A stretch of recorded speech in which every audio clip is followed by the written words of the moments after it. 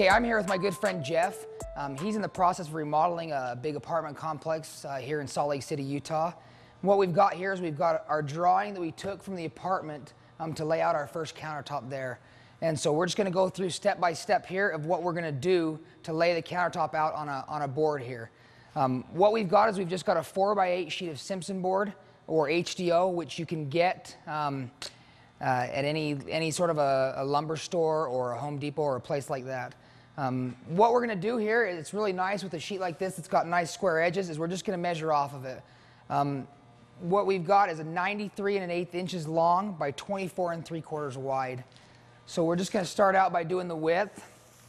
We're just going to come in from the edge here, just a couple inches. We'll do 4 inches here and mark it. And then we'll come to 28 3/4 and mark it again.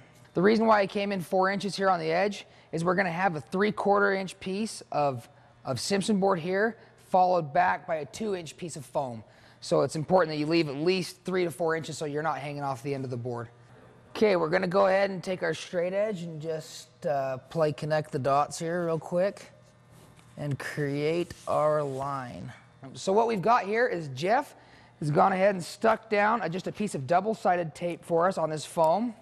We're just simply going to put this down right along our line and just stick it in place. Okay, we're just sticking our last piece of foam in here. Okay, and what we're going to do is just take another piece of tape and stick it on the inside of the foam right here. And then we just take our board that we've got pre-cut in here, and all we have to do here is, as soon as Jeff gets out of the way, sorry, bro, we will just stick that in there where it goes, nice and tight, and just push it back to this tape.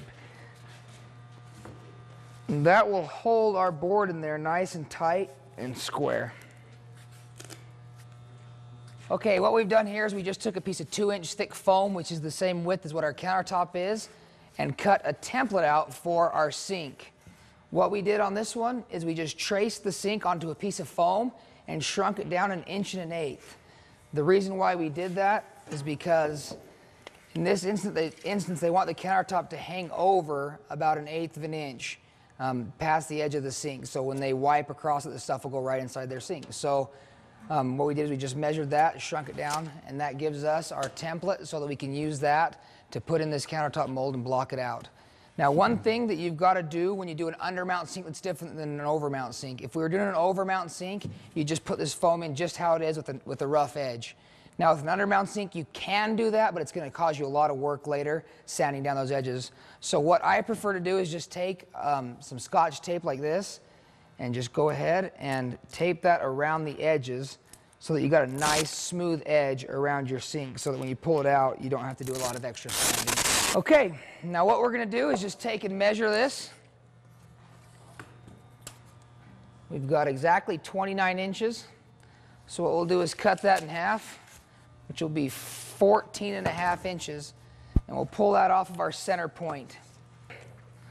And then we'll measure the width of it, which we want it centered in the hole.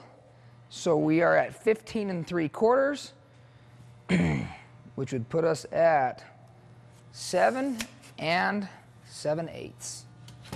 Now that we've got it all measured out, all we have to do is stick a few pieces of tape down where it's going to go. Okay, and all we got to do is just line this up with all of our marks.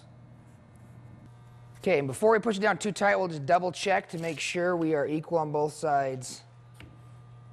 4 1/2, 4 1/2, 4 1/2, 4 1/2. All right, that's where it belongs. The last step we have here to finish this one off is, well, second to last, is just to throw a nice bead of caulk all the way around it.